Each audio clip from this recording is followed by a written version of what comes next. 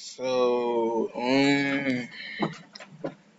I believe that on one of the arms of the Milky Way galaxy would be the best for habitable exoplanets, mainly because our solar system is on one of the little sub arms, and so I feel like if the conditions for human life on Earth was good on one of the arms already that are there, then I feel like the best bet we would have would be also looking on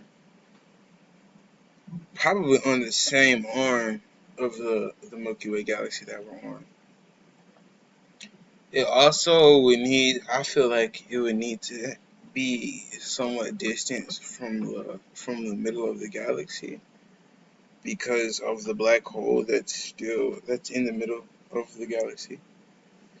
I'm not certain if it's still an active black hole, but it's still just rather safe than sorry. And the planet would probably need to be in its own solar system so that there won't be a threat of stars colliding with it or changing the gravitational pull of the planet and just completely uprooting the society and everything that they had developed. And so it the conditions are I don't they're pretty like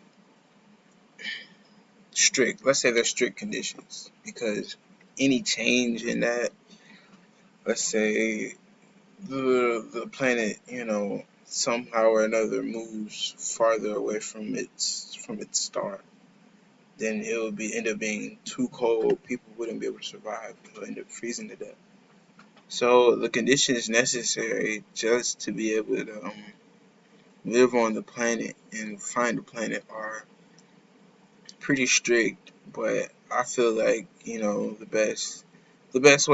best bet in looking towards another exoplanet would be to look on one of the arms of the Milky Way galaxy, and possibly even the same arm that our planet and solar system is located in.